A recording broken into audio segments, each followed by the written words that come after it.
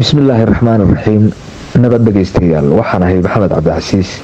waxaynu halkan ku wadaagi doonaa hadba wixii aan u aragno inay bulshada macno iyo muunadba u sameynayaan. maantayna waxaynu sharaxi doonaa masraxiyad. waxaad maqasheen hadal waa masrax wanaagsan yahay ama waa bandhig wanaagsan yahay, laakiin masraxiyaday maxaa tahay? masraxiyadu waa xeelada gudbinta balaaqada iyo aftahanimada ee uu qofku ku gudbiyo hadba wixii uu damco inuu bulshada u sheego. masraxiyadu waa helida cadiifka ama shucuurta ummadda aad la hadlayso iyo inaad laqsiin karto si lado iyo macaansi iyo reynreyn leh wixii aad kabaha u ilato ama aad damacdo inaad qabato. waxaa laga yaabaa nin kaa cilmi badan, kaa da'weyn, waayo soo jiray inaad ku durduriso oo aad ritaarka weydaariso. maxaa wacay? waad ka masraxisan tahay, waad ka aftahansan tahay. sababtuna waa inaad qofkaas aad dheer tahay xirfadan balaaqada. masraxiyadu waxay gashaa meelo kala duwan. fanka way gashaa, masaajida iyo culimada way gashaa, public orientationka ama la hadlida dadweynahana way gashaa, oo siyaasiyiintu waa kala balaaqo iyo masraxi sameeyaan. bal aynu soo qaadano fanka iyo mid ka mid ah fanaaniintii masraxa sare ku soo bandhigay tiyaatarradii ummadda Soomaalida.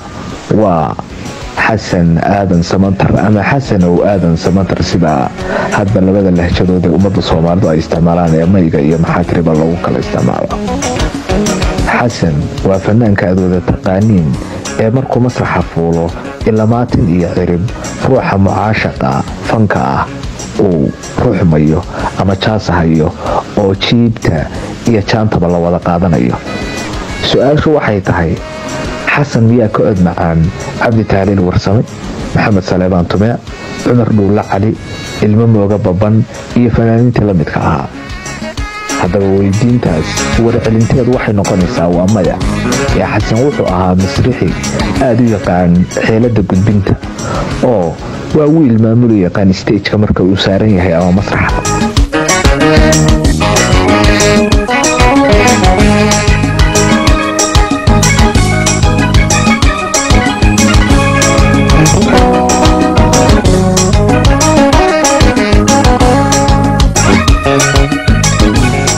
waa nin ilaahay hibo u siiyey inuu kugu qanciyo codkiisa iyo heestiisaba.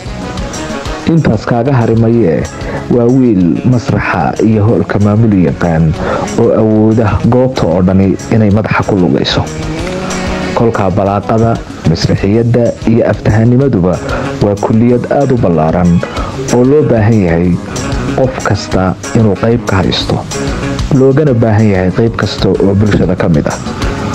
masrixigu waa ninka keliya oo nin aqoon leh, mid aan aqoon lahayn, isku dumi kara oo isku si u qancin karaya. xasan aadan samatarna waa mid ka mid ah fanaaniintii Soomaalida ee masraxadda aadka u qaaliga ku soo bandhigay masraxa fanka Soomaalida. iminkana aynu ku nasanno mid ka mid ah heesihiisii.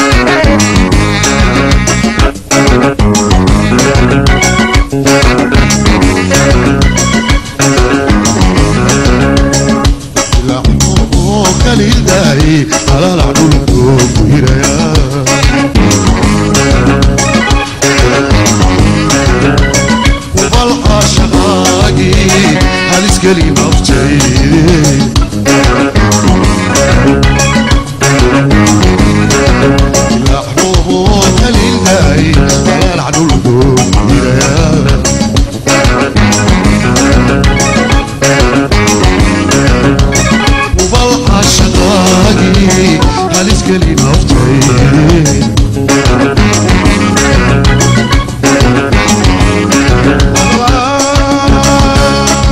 fimaad qaba aygaho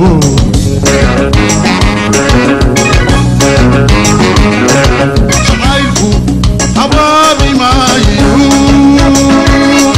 nasiibku hungoobi maayo hantina waxba waayimayni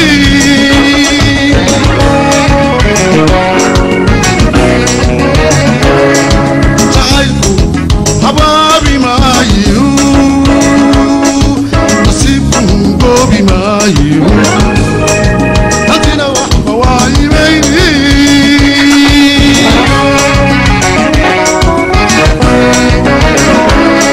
hadda aan dhamayne ku jar hadalka hadalka hadda aan dhamayne ku jar hadalka ku jar hadalka kuba jar